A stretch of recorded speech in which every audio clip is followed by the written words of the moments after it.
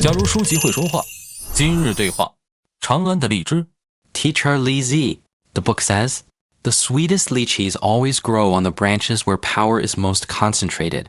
Is the distribution of resources in the workplace as harsh as it was at the Tang Dynasty post stations? Look at those lychees rushed over 800 miles. On the surface, it seems that the urgency is about preserving their freshness.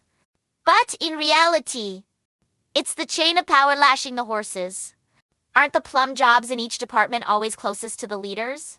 But the leader always says that resources are allocated through fair competition, doesn't he? Every year, 10 batches of lychees are sent as tribute from Lingnan. Only the batch that reaches Huaking Palace is considered a tribute. The rest, they're rotting, is merely an ink stain crossed out in red in the official documents. You mentioned that the shelf life determines one's fate in the political arena. Is there a similar countdown pressure in modern workplaces? The time limit for the imperial concubine to savor the fresh delicacies was 7 days. The deadline for you to present your proposal is 3 days. Both are essentially a source of anxiety. Like a sword hanging over one's head, the difference lies in the fact that, in the Tang Dynasty, it was the courier horses that were worked to death. While today, it is your cervical and lumbar vertebrae that are being worn out.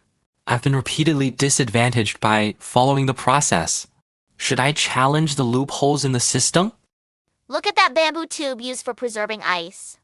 It seems airtight. But what's actually layered at the bottom are 3 layers of cotton soaked in bribes. In the cracks of the process, it's never the liches that mold first. What does the boss mean by saying just do it casually this time? When the eunuch from the Imperial Food Bureau says simple procurement, the governor of Lingnan must prepare 30 swift horses. Remember, what your superior describes lightly often requires you to risk everything to fulfill. Why is it that those who work the hardest often end up with the worst outcomes? On the day the 100th courier horse collapses from exhaustion, you will find that even rotten liches are still presented as tribute.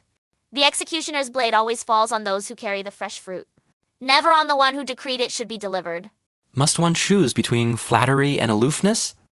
Look at that minor official who carved a dice from a lychee seed. There's no need to swallow the whole fruit. But one must remember every groove. The most perilous survival wisdom is to make those in power find you sweet, yet not so valuable as to be coveted. How can one tell if they are the lychee at the top of the power branch? When your proposals are always presented under your boss's name, and your overtime hours become the highlight of your supervisor's performance review, don't doubt it, you've already become a tribute on someone else's list of achievements. Is there a third way if one does not want to be a drained lychee? Learn from the old fruit farmer outside Changan City. He grows the sweetest varieties but only sells the second best. The true finest fruits are reserved for the night when the results of the imperial exams are announced, to be quietly delivered to the new top scholar's residence. If you say that the idea of a fast horse at a relay station running itself to death is a fantasy, then what is the real remedy for the workplace? Look at the back of the imperial edict. It is not the jade seal that is stamped there, but the deed to a tavern in Changan.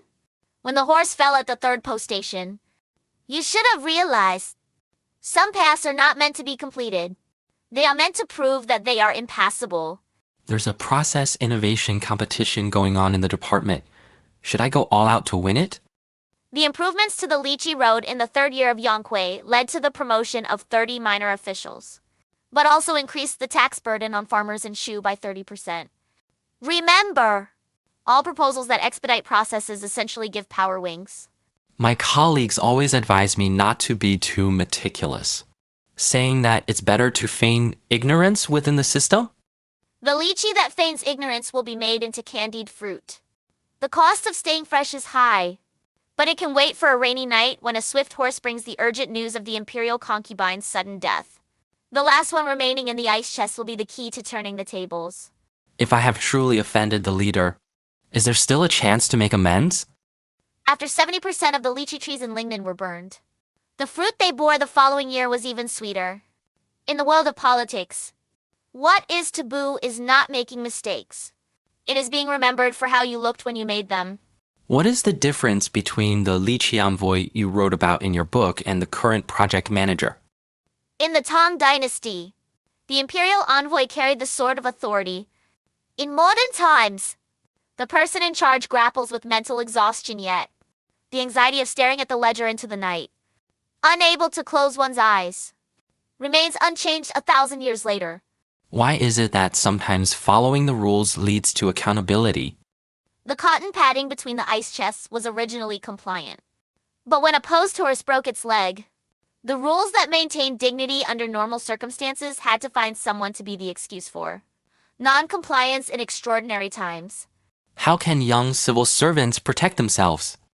Learn to engrave hidden patterns on the lychee shells. Make marks on each document that only you can understand. When the Imperial Food Bureau comes to collect tributes, what you hand over can be real lychees or wax-coated counterfeits. What special instincts need to be cultivated within the system? When you smell a hint of sourness from the lychees, you must write up a report for damage. If you wait until brown spots appear on the skin, it will be your dereliction of duty. Remember, rotting is an ongoing process. A wise person will transfer the verb before it becomes a noun. If one is destined to be a scapegoat, how can the damage be minimized? 19 Lychee envoys were executed in Changan. The only one who survived shouted not of injustice before his execution. But there is Persian gold foil in the double walls of the ice chest. What should we ultimately understand from this history 100 years later? The current emperor no longer indulges in lychees, but every office has urgent group chat notifications. The essence of power is the illusion that makes people willingly become tireless steeds in a relay.